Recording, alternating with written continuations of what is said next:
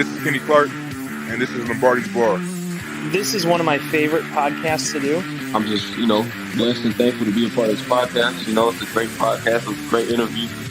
Maybe I know that you guys obviously being the best Packers podcast that's out there. I had Malort this weekend, so I'm not tasting anything. Oh, good. He did. God. He did. That was fantastic.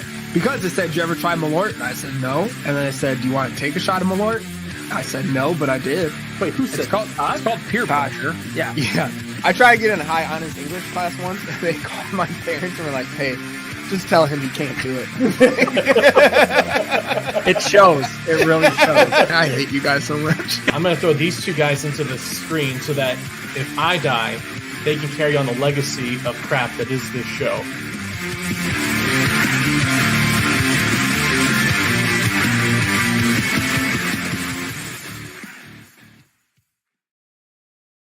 Welcome in, everyone, to another edition of Lombardi's Bar. Thank you for joining us back after our holiday hiatus. Did we miss anything? Not really. From a Packers perspective, I literally think I'm not sure the Packers bothered to play games the way that those two games in between our last show went.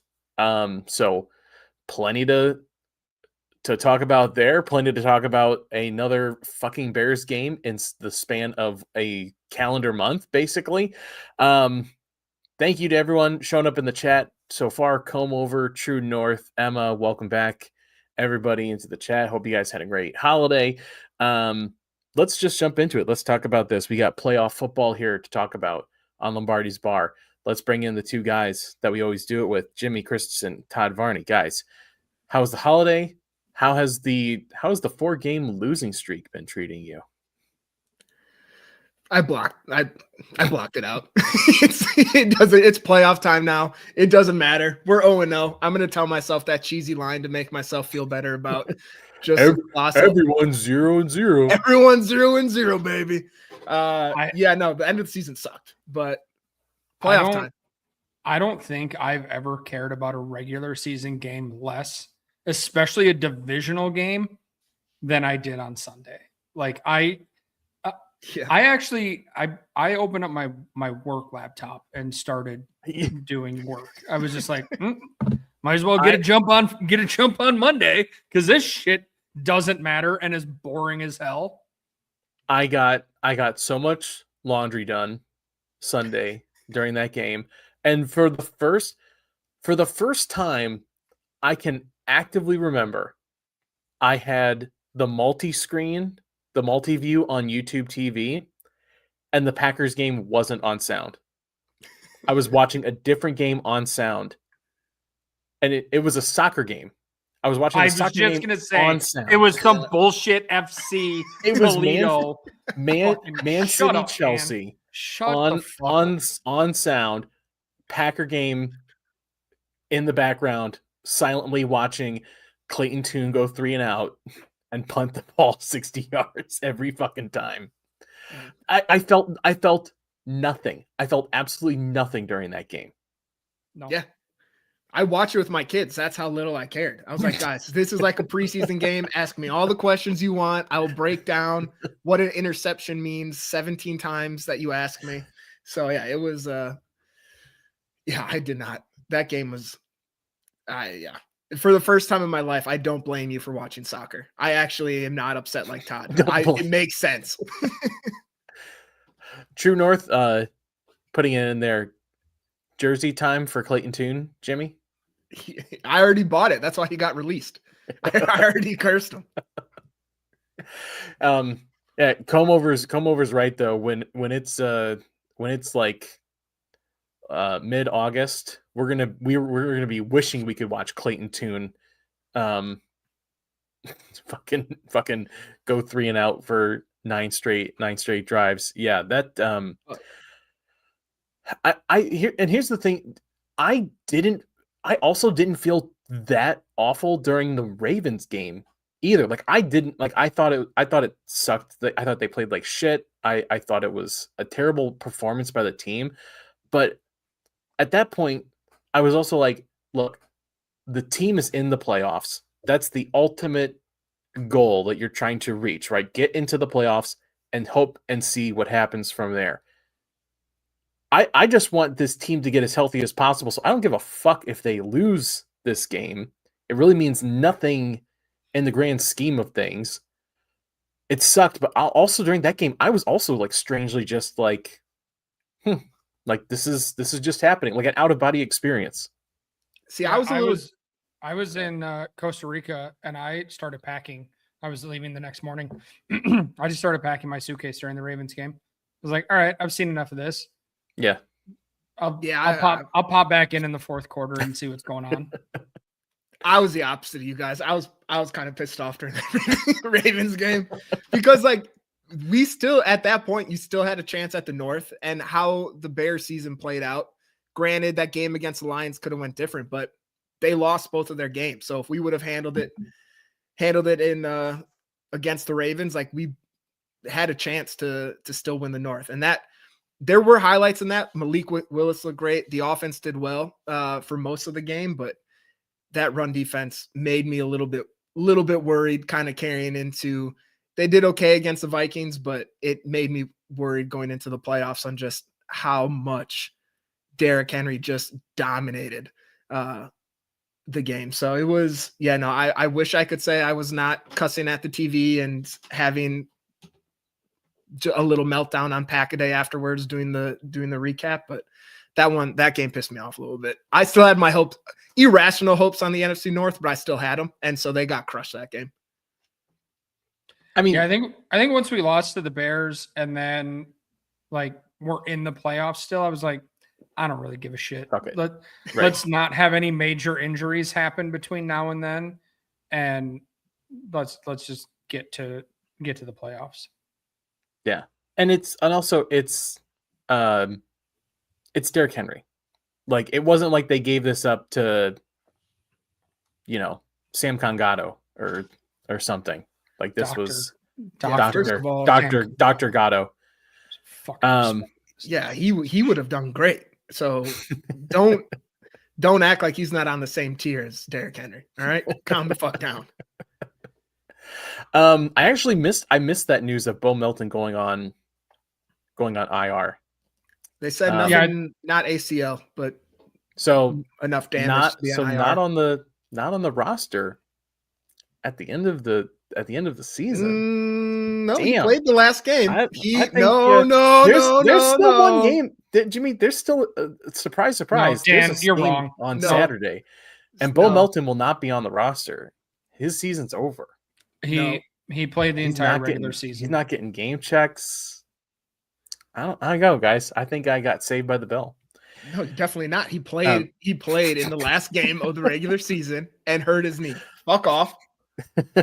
and I think a collective round for Bo Melton from the bar. Let's give him an open tab for a couple of weeks, I think. Yeah. He's a king. For what? For being a good sport with all the shit you talked about him all year. Going along with all the jokes. Imagine he's sitting there in his room just like, aw. Like, why doesn't he like me? Why doesn't Dan like me? Probably. You might be the only person in Packers Twitter that just hates Bo Melton. Not Packers Twitter, just Packer fans. Also, Dan, I just want you to know, IR players do get paid in the postseason. Well, everyone gets paid, but they don't get a game check. You're not on the roster, though. You're on the IR. They get their regular salary and additional playoff bonuses, just as active players do. Right. But he's not on the roster. I'm ignoring what you're saying, Dan, and I agree with Todd. You're wrong. So you got to eat a hat. Let's jump into buy round. Let's jump into buy round. Jimmy, who would you like to buy round for this week? Yeah, I'm going with Trayvon Diggs. He, in one game with us, limited snaps, made more open field tackles than Carrington Valentine all season with one. So that was great to see. Cornerback who can tackle in the open field. That was nice. People were putting out stats like he had some lockdown game. He didn't. I'm not saying he played bad, but we also had some people kind of gassing it up like all pros back. It's not. It's better than what we've seen. But And also full transparency, probably completely full of shit, but he's saying all the right things in the locker room in every interview about how great Green Bay is and how he loves it here. And it's like a family, blah, blah, blah. Like, you've been here a week. Like, you don't act like it's already a family. You're just happy to be out of Dallas. I like to hear it. He's doing all the right things. And if he can provide any spark to our secondary in the playoffs, even if he gets beat on a couple plays, one interception, he erases all of that because none of our corners have wanted to do that all season. So figured by him around, he's an added little boost to the room. It will be interesting to see what they do with Javon Bullard's health. If I know he's playing, it seems like he's going to play in the slot, but let's say he can't. Is Nixon going to move back there since Hobbs is out? And then we'll have Valentine and Diggs. So he's a much needed depth piece right now. And like I said, tackling better than Valentine has all season. Yeah, he takes the group collectively from a D to a C minus, which is nice. He's got the potential to bring it up to maybe a B minus, but I don't think we're going to see that version of him in the postseason. But it's nice to see them try. Like, yeah, that felt like a typical Packers move where they're like, maybe he'll clear waivers and then want to come play for us. Right. How much was it the need at cornerback, and how much was it's Micah Parsons' best friend? Yes. Literally just 50-50. Yeah. I think that's literally what it was. I think what this is you obviously have the need right now. And this is, I think, the Packers' way of kind of trying to make the pitch to him for next season, right? Because he's a free agent after this, right? No. Oh, he's not? There's 2 more years on his deal, and it's no guaranteed money, but it's quite a bit of money. Yeah, if he plays next year on this contract for us, it'll be $15 million. So kind of the real options are restructure it or release him without any penalty. Right.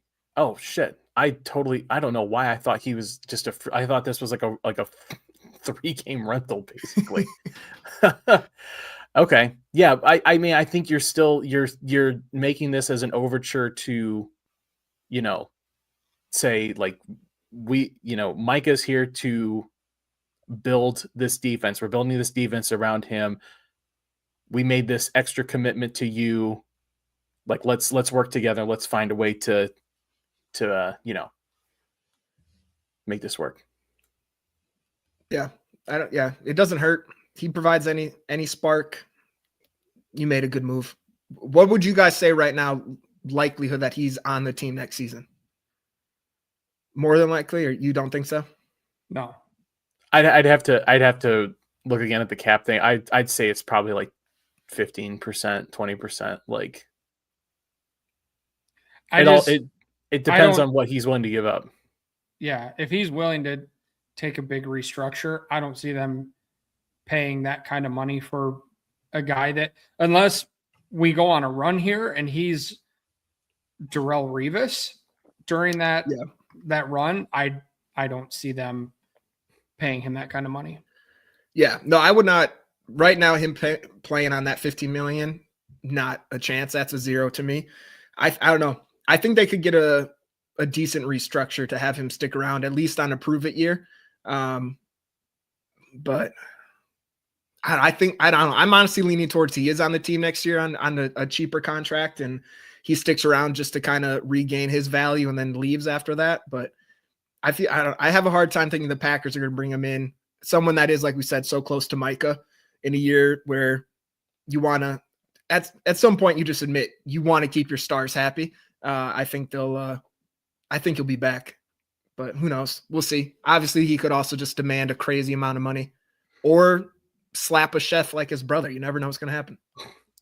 Well, and the whole thing about people saying like this has been his worst season by far, right? As a pro, what's the biggest thing that changed from this year to all the previous seasons he's played with the Cowboys? Micah Parsons not being there. Clearly, I think he he's the type of cornerback that you were hoping that like a Carrington Valentine or Keshawn Nixon or Nate Hobbs can be. The way that they were playing those first couple of weeks, where it was clear that they were ball hawking, they were aggressive because they knew pass rush was getting there and we can play this sort of defense. That's what I think he fits well with. Okay, let's move Sorry, on. Can I ask you one quick last question about Diggs? Did you guys see the story about how they think he got his concussion in the offseason? Yeah. Or it might have been earlier in the season. No. What was it? He slipped and fell and hit his head on a stripper pole. Wasn't that it? Something with the stripper pole. And that's a player I want. Personally, I want that on my team. Less CTE from that probably than getting hit during a game. So let him in. Someone get him a pass to the Oval Office in Green Bay. Oh, you know he's there. Take the pads off the bottom of the goalposts and just. All right, ladies, you'll have to do this with a wider grip today. Todd, who would you like to buy around for? I'm gonna go with Big Papa Love, Jordan Love, and Ronica expecting their first child. Shout out to them. Congrats on the sex. Yeah, way to get it in, guy. Shout out. What do you think Jordan Love's reaction was when Ronica told him? Was he like, "Wow, that's awesome. I'm so excited to be a dad. It's gonna be great." Because I feel like that's the reaction he gives to anything that happens to him.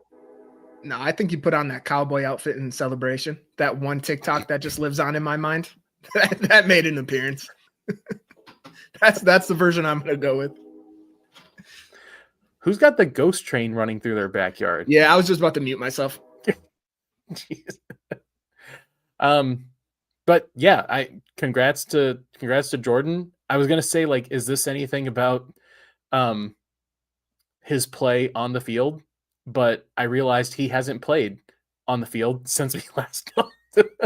So yep. really can't bring up anything there.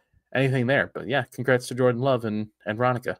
So all right, I'm gonna buy around for Baron Sorrell. Obviously, incredibly small sample size. It was one game that meant really nothing to either team. But you know what I saw from Baron Sorrell on Sunday? Someone who actually looks like they give a damn on the defense. We'll talk about that in my pay the tab. But Baron Sorrell was doing all the things you kind of want out of a guy that got picked day 3 at defensive end, right? To get put into that role in his very first NFL game. He did everything you could possibly want for him. And it was just, like I said, it's just nice to see a bit of breath of fresh air come into that defensive line, that defensive end group, where it's like, okay, like maybe it's not all doom and gloom, you know, and it's again, like maybe this is another hit for this front office in the later rounds that'll help ease some of the cap situation that's going to be coming up the next several years. So shout out to Baron Sorrell. Yeah, him and John Oliver were kind of the two players. Colin Oliver? Yeah, why did I say John? I literally thought during this, I said John in my head. I was like, no, Colin. Still said John. Colin Oliver.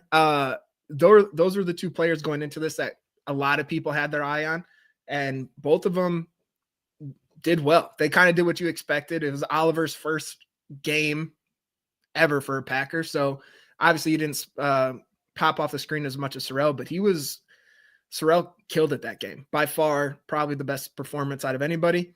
You can argue maybe Jacob Monk. I know he did well at center, but even there's also a play where Oliver tried to chase down a quarterback and was like, haven't seen that since Micah Parsons was on the field. It's been a little bit seeing that hustle. We're used to, and we'll get to a lot of jogging 4 plays into the game. So like you said, you saying breath of fresh air is the perfect way to say it, because it was something we've been asking for ever since Parsons went down with an ACL. Yes. Cool. I didn't pay attention. I heard he played great. I saw a graphic Do you have a sack, a tackle for loss, and a fumble recovery? You're What a correct. day! What a day! Shout out to him. Who got who forced that fumble? Big Cox. So Love to see a Cox in there just knocking shit I was around. gonna say, I was waiting for something. I threw the ball up toward the hoop. I needed somebody to slam it home. I'll jump into my pay the tab here because it fits perfectly with my Baron Sorrell buy around. I mean, still Matt LaFleur in perpetuity until he wins a Super Bowl, but also Rashawn Gary. I don't think is anybody still like supporting Rashawn Gary being on this team next year or like having a place on this team next year? Like I haven't seen a single person defend having Rashawn Gary still on this team. Like the first thing we heard after Micah Parsons goes down is Rashawn Gary saying, "Watch what happens with this defensive line." Yeah.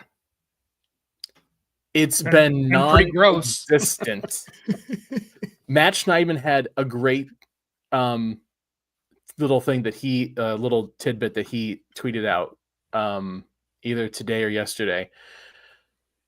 Since week 9, 325 NFL players registered at least half of a sack. Rashawn Gary was not one of them. It's week 19. Over 10 weeks, he didn't register not even half of a fucking sack. I'm done. I am ready for the season to be over so that we can officially get rid of Rashawn Gary. I'm done. And it sucks because I've been someone who I didn't like the pick initially, but I really bought into the process of put him behind the Smith brothers, let him develop, bring him on. He'll find his footing. Like he every offseason, he says all the right things. And every year he disappoints. And this was his season to show up, and he stunk even worse than previous years. So I'm done. When he came out hot those first couple of weeks, he had like 4 sacks. And then the NFL schedule caused everybody to lose momentum. And we found the culprit. Hasn't been able to get it back. So really this is on Roger at the end of the day. No, there was watching Rashawn, like he just runs right at his only move is he runs right at the tackle until he hits him with his hands, and then he just chops his feet. It reminds me, I forget who it was that said the last year AJ Dillon looked like he was running in peanut butter. Like it looks like Rashawn Gary is rushing in peanut butter. Like his feet are just going nowhere, and he just can't break contact, can't get away from anybody. And then he'll like give a half-ass chase if the quarterback breaks contained to his side for like 4 or 5 steps, and it's like, fuck it. Yes. Like I will never. The play that I finally said I'm out on Rashawn Gary. I know what you're thinking. It was Micah Parsons ran past him, chasing a quarterback. As Rashawn Gary was shutting it down, and Micah Parsons ran past him from the other side of the field, still chasing. I believe it was Bo Nix. And it's like, if that doesn't tell you exactly where Rashawn fucking 40% of the snaps a season, where he's at, then like, if you're only playing that much, and you better be going 110% every single play you're in there, because you're getting plenty of rest throughout the game. And he just doesn't have it. Yeah, I think Parsons has been really complimentary about a lot of the players. Like he praised Lucas Van Ness, Devontae Wyatt. He's even talked about Sorrell, and he's praised players. One player he doesn't really praise is Rashawn Gary, and kind of makes sense, especially like you said on that play when he's sprinting past somebody, jogging Rashawn Gary, and he really does take 4 or 5 attempted steps to try to chase a guy down. But you could tell it's like, oh, he's past me. I'm not catching up. I'm not going to try. It's to have to your buy the round with Sorrell to come in one game and outperform what Michael Parsons has done in the last 8 weeks in that one game just shows he's not on the team. He played himself not only off the team, but he's not even tradable now. Like, that's how bad he's played. Is like, there's no one that's going to be like, you know what, we'll give a 6th or 7th round pick. It's like, no, just let him cut him. We'll sign him on a really cheap deal and maybe he can do something. But there's no team that's going to give up any capital to bring him in now because he's played that terrible. Yeah, Sucks. and especially on his contract. Yeah, like that's the thing that makes him. That's the thing that most makes him untradeable at this point. Is if he was making half of what he is now, you could find a team that maybe will take, like, instead of if he was making half of what he's making now, sure, keep him, and he's a great 4th defensive end. Like, he's Fair. fine as your number 4 that's edge fair. rusher.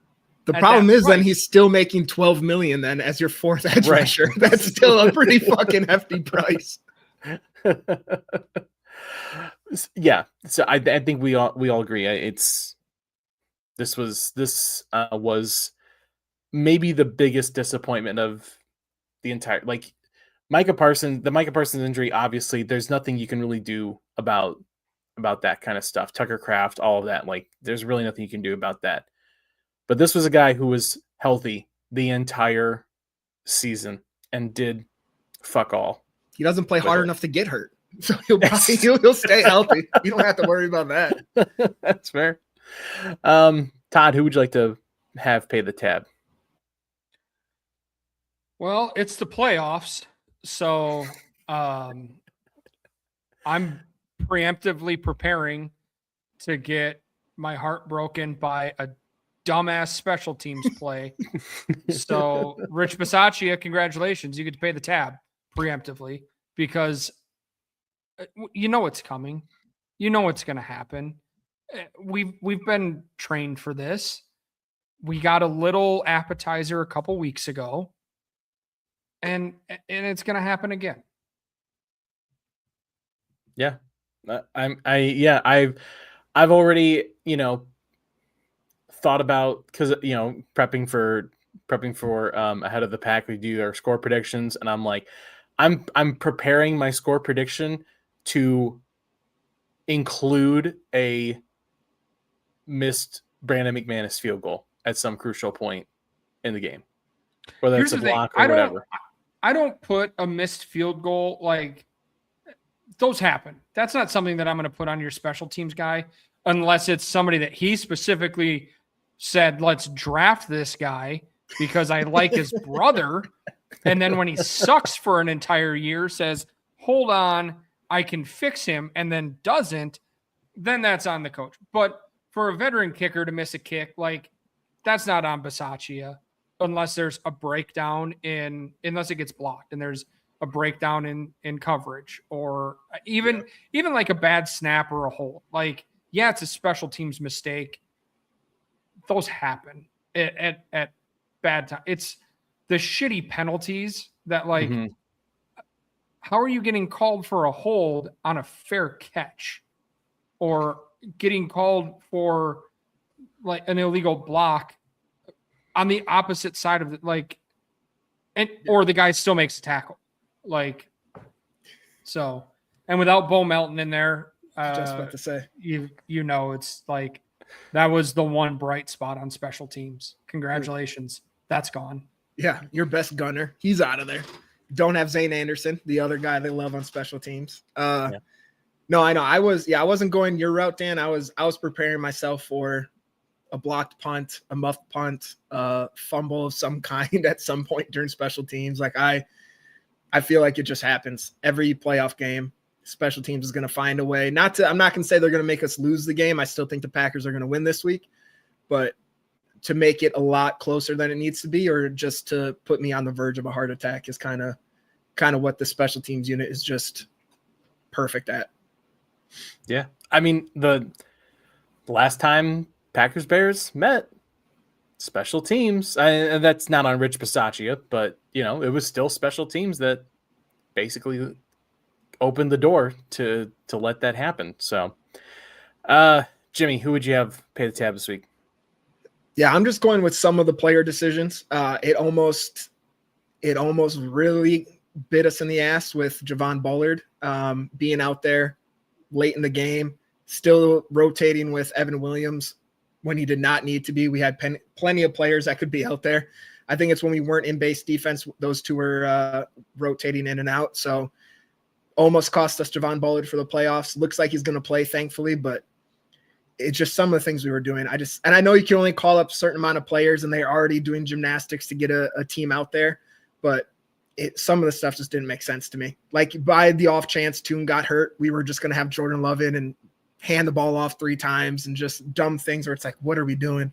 Then Bullard goes down and yeah, I get it. It was tough to figure out how you're going to have enough players to play that you didn't want to get hurt. But I feel like Bullard has put himself on the defense right now as he's your third most reliable secondary person behind Evan Williams and McKinney. And you had two of those players out there rotating, which just seems super dumb to me, but I don't get paid to make those decisions, but it was dumb. Okay. Honestly, I'm sort of in the Todd boat here. Is I really didn't pay that much attention to who was on the fucking field most of that. I was just like wait, like after each play, like no injury, okay, good, like we're fine, like all right, great, and just kind of get me to the fucking end. So I honestly, the only reason I knew Javon Bullard played is because he got hurt. The only reason I knew that Evan Williams was in the game was because everyone on Twitter was like, why is Evan Williams in the game? Yep. And I was like, is he? I don't know. And then we had to put Jaden Reed out there too for a little bit, which was like, oh God, the one player you probably should, him and I would have put Dobbs in his guardian hat out there first before I put Reed. He's at least a little more protected. He's got that extra cushion on the head, but Reed coming back from 2 injuries, like, yeah, let's put him out there. He'll be all right. What do you guys think about releasing Clayton Tune and rolling with Desmond Ridder as the new practice squad guy? Can't be worse. Yeah, it's the right call. Tune was terrible, and at least Ridder has some experience. Tune definitely was just fucked from the start of like, hey, your one start's going to be against Brian Flores. Brian Flores against a secondary offensive line on the fucking road. Yeah. Brian Flores, who even in a meaningless game would still like to be a head coach somewhere. Right, exactly. Coaching Brian Flores is putting the signature on his resume for his next head coaching job, and you're cannon fodder, buddy. Yeah. You saw every third down, just 8 Vikings players on the line of scrimmage, and I was just like, oh God. I'm so sorry, Tune. You're fucked. Oh, yeah. That just I'm so glad that game was quick. That was the best part about it. It was over in like 2.5 hours. I've never seen a football game go that fast before. All right, let's talk about what's on tap here. Bears, episode 3, Revenge of the Sith. Is that a Star Trek thing? Yeah, exactly. Let me start with this since we haven't gotten to talk for a while here. What was your guys' thoughts and feelings going into the last Sunday of the regular season? Were you rooting for Bears? Were you rooting for Eagles? Did you care? Did it matter? I'm curious how you guys approached the playoff scenario going into Sunday. I was rooting for the Eagles. I wanted to play the Bears. Or sorry, I was rooting for the Eagles to wait. No, we need the Commanders. So no, I was not rooting for the Eagles. I didn't want the Bears to win, so I was a Commanders fan. I wanted to play the Bears. None of that made any sense. Yeah, what were you rolling for? Yeah, I realized what I said I wanted. Yeah, I wanted to play the Bears. And Okay. I was saying when I was rooting for the Eagles, in my brain for a second, I thought I needed them to win. I did not need them to win. We needed them to lose. It got jumbled. Yeah, no shit. Yeah. Did you guys catch it? You caught it getting jumbled? Yeah. Yeah, okay, my bad. I wanted to play the Bears. Whole conversation. Let me just restart that. I wanted to play the Bears. So I'm happy that we are playing the Bears. I'll end it at that before I pull a Jimmy again. Yeah. My bad. Yeah, Ed's got a good point. Jimmy, you might be having a stroke. Do you taste pennies? Yeah, that was rough. I'm not gonna lie. Even I was like, "What the fuck are you saying?" Well, it was cool how you just kept going and sped up. Even that was Yeah, because I was thinking that I was talking. Yeah, you're still doing it. It's yeah, I know. Now I'm flustered, so I can't put a sentence together. yeah. I guess I like our odds after watching what Derrick Henry did to this defense. I don't want to watch Saquon Barkley play this defense. Yeah. And so it was definitely the Bears I was pulling for, just knowing that we can play with them. Honestly, in my brain, since we lost Parsons, like I never saw from this team this year, like that this is a Super Bowl contender outside of those first 2 weeks, which I think we all can agree major outlier of the season until the schedule just popped the momentum balloon. Outside of that, they never looked like a team that put it all together. Like there were never 4 quarters of football where they just went out and dominated.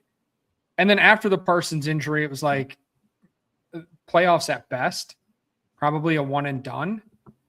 I think playing the Bears gives them the best chance. Just it's a familiar opponent. This is the third time in 35 days that they're playing. Like you know what you're doing. Go out there and figure it out, and that's the best chance you have to win. Yeah, I mean, I disagree. I think the Packers were a Super Bowl team all year long, mostly because of just how terrible. Despite their coach that you want fired. Yes. Yeah. Yes. Yeah. That's a crazy turn real quick. From all season. You were pretty bleak at some moments in time to say now. Yeah, I thought there were some moments in time all year. and it was about the coach, not the players. So you think they could have won a Super Bowl with in a coach spite who thought should be fired? In spite of Matt LaFleur. Yes. So you wanted a coach fired that you thought could win the Super Bowl. I don't think he could win a Super Bowl. I think his players could win a Super Bowl. But if you thought that this team could win a Super Bowl this year, then you thought I was the first person to come on this. I was the first person. Fucking baloney brains, Dan. And after week 1, I was like John the fucking Baptist saying, prepare ye the way for the Lord. And it was, and then 2 weeks later, you were saying fire Matt LaFleur. It was not 2 weeks later. It was whenever the Panthers game happened. That's when I was, yes, yeah. No, regardless of though, like I think going into Sunday, for me it was, I like the idea of them getting to play the Bears because I think they're that's the team that gives them the most motivation to come out and perform. There's that extra fuel there that I think plays into this Packers team well. However, as a registered coward, there's a part of me that still doesn't want to play the Bears in the playoffs because even I know Wes Hod, friend of 2 people on this show, said it on, kind of addressed this in his weekly thing with Spad about like, well, what if they lose? Well, what if they win? I don't live that life. I live in a little pit of anxiety, and I am very much in the camp of what if they fucking lose and we have to sit and listen to Ben Johnson and Bears fans and all the stupid fucking.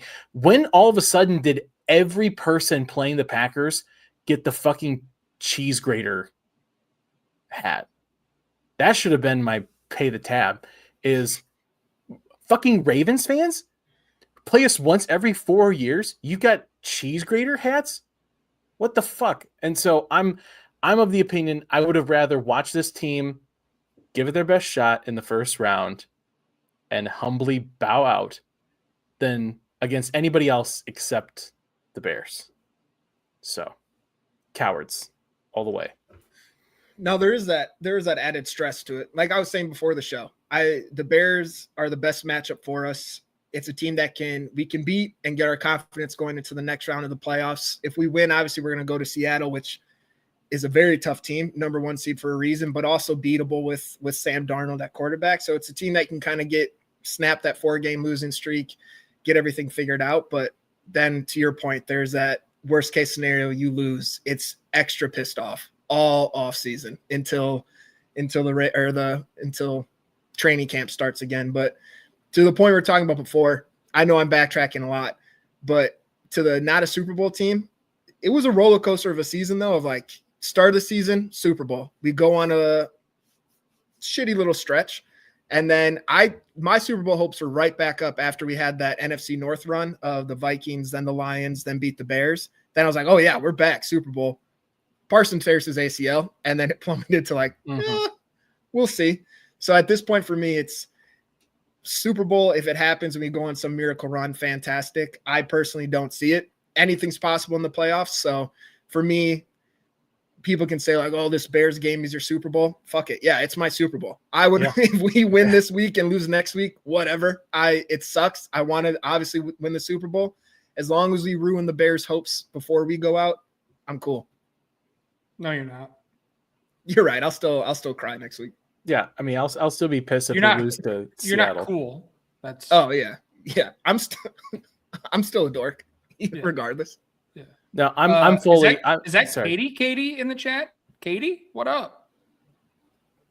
Gotta give a shout out to Katie for the 5 minutes that she's here every 5 weeks. Does she change her YouTube name like every couple weeks? She might. She's got burners for YouTube. That's how we bump the numbers up. She has like 17 monitors in her house right now. I assume she's just like every kid has an iPad and she's logged in as a different Katie on each of them. See, kids. Yep. Mine would never do such a thing. No. You're right. Jimmy doesn't give him screen time. Yeah, I'm definitely on board with that. If I as much as I don't want to have this scenario against the Bears, if we are playing the Bears, this is the only game I truly need to win now at this point. I want to go full kamikaze mission and take them out with us. I'll lose by 40 points to Seattle. I don't fucking care. As long as it means the Bears cannot win a Super Bowl, super duper. Where are you guys at right now with the worry going against this Bears running offense? Just seeing the last time we played a competent running offense, we got destroyed for over 300 yards.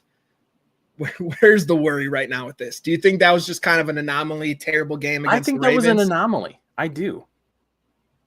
Like, I don't think this run defense is good, but I don't. Right. It's not. I mean, I think it was after Derrick Henry's second touchdown. I said he can score 6 tonight if they let him. Yeah. And he could have. Yeah. If they hadn't, No, Todd nailed it there. The run defense isn't good. But even when the run defense wasn't good and was playing, like we played basically the same defense against the Bears the second game and held the running game fairly in check. It was like this wasn't.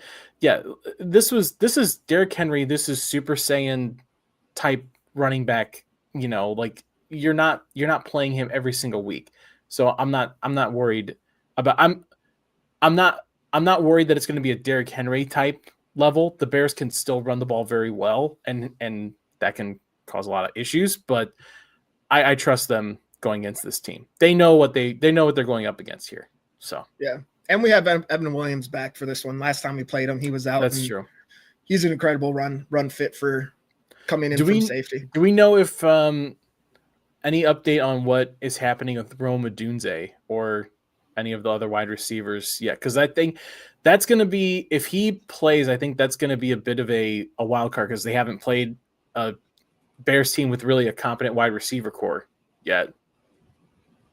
I haven't seen anything about him at all. It says he's planning to return versus Packers, and I know they opened up the window for not Brisker, Gordon, maybe one of their secondary pieces. Yeah. So he might be back as well, which would be a boost for him. But their defense has given big plays up all season. It's one of these things where everyone's kind of been saying it. It's not a revolutionary thought, but it's going to come down again to the last 3 minutes. Every Bears game all season for them, it's even if it doesn't seem close, they claw back. It comes down to the final couple drives. It's just, can our defense can we stop them like we did in the first game, or do we completely shit the bed like we did in the second game? It's just going to come down to that. The Bears, I hate to give them credit, but they stick around no matter what. The game's never over until it's finally over. Yeah. Fuck them. Katie, there was injury reports for both today. I don't have a link. Google's free. Let's wrap this up here. Let's do some bar bets here, courtesy of Prize Picks, not sponsored yet. I'm not gonna lie to you, I totally did not update these. So I was gonna say these are the same ones from the last time. I literally I opened the Google Doc. I'm like, is it the same, or is it just? I forgot. Okay, we could roll with these. I just adjusted Jordan Love's to 1.5 touchdowns because that seems a little more realistic.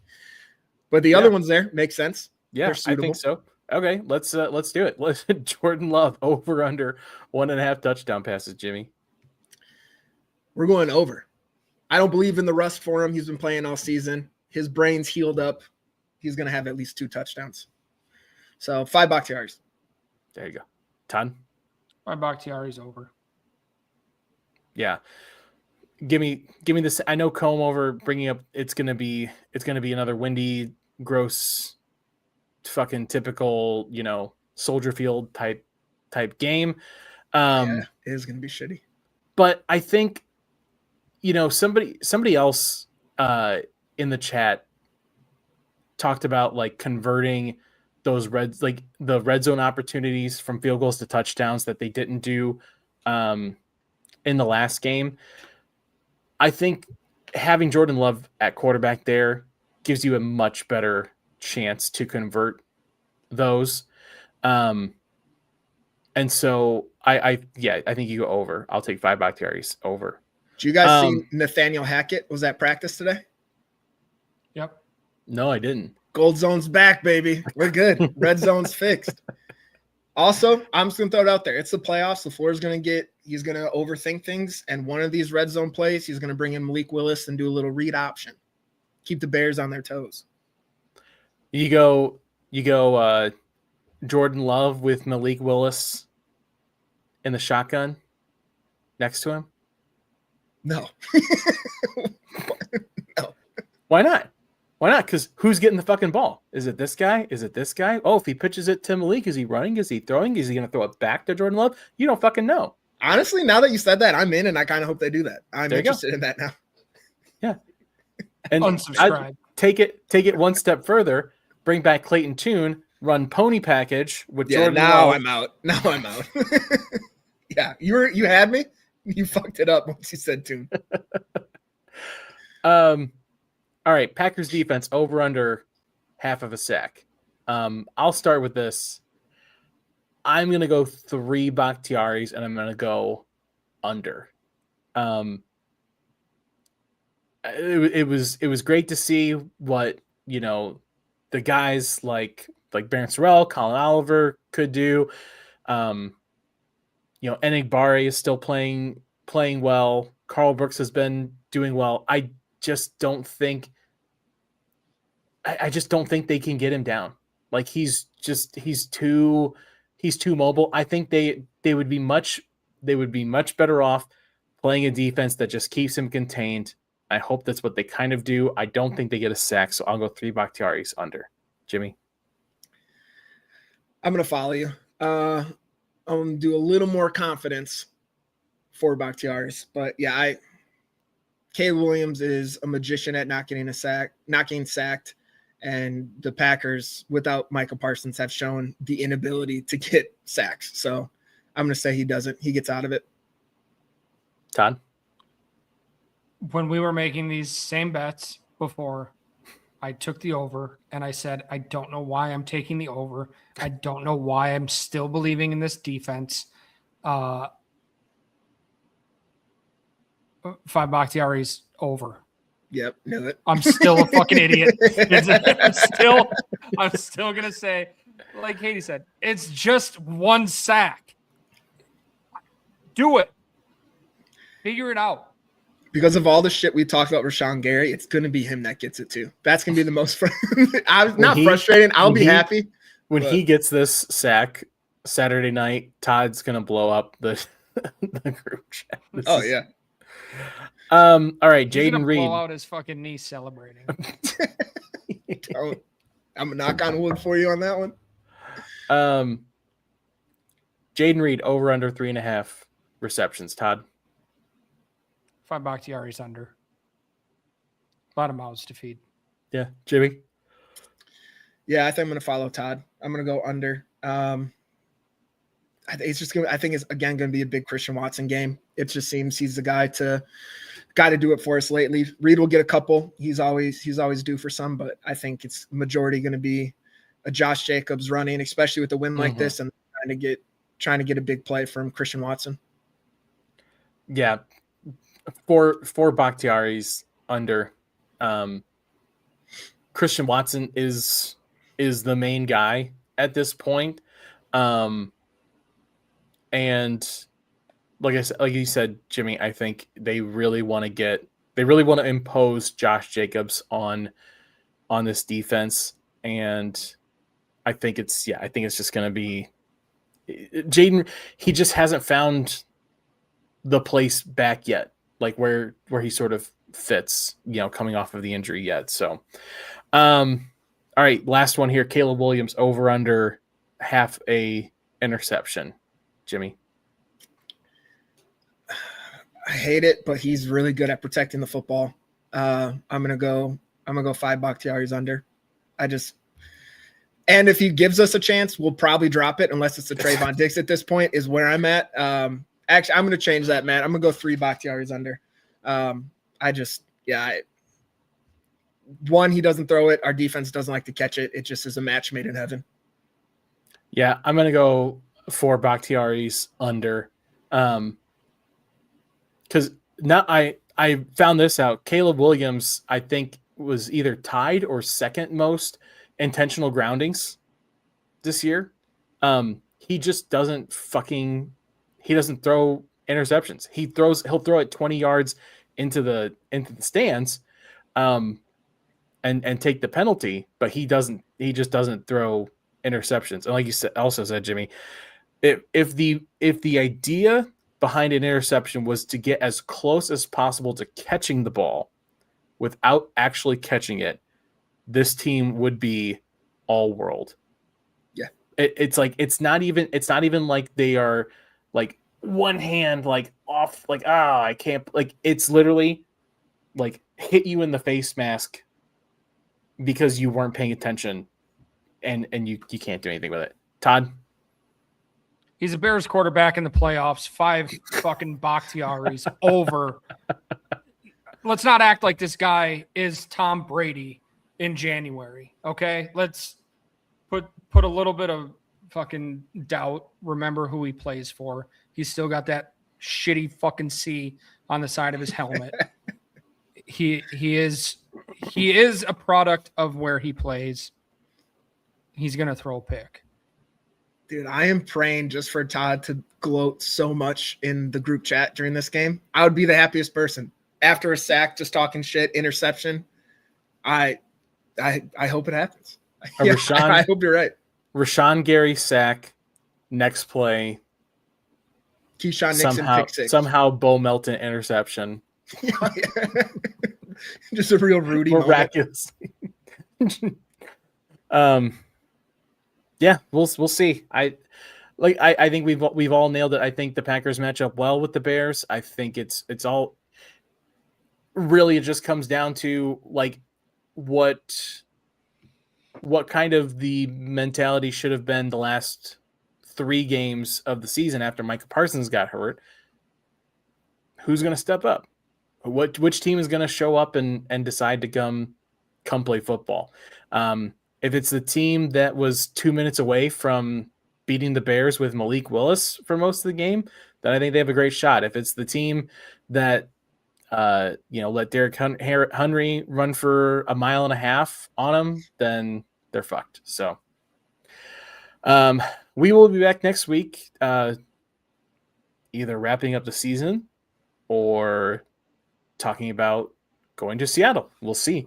Either way, we'll be back here next week, same time, Wednesday at 9:00.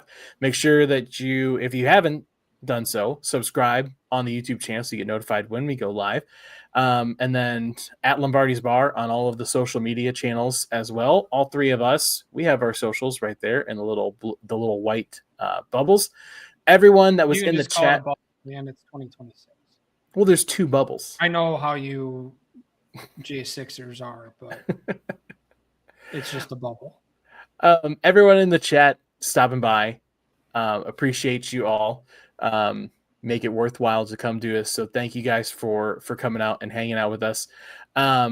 For producer Matt, behind the scenes, for Todd, for Jimmy, I'm your bartender Dan, saying cheers. And as always, go Pack Go.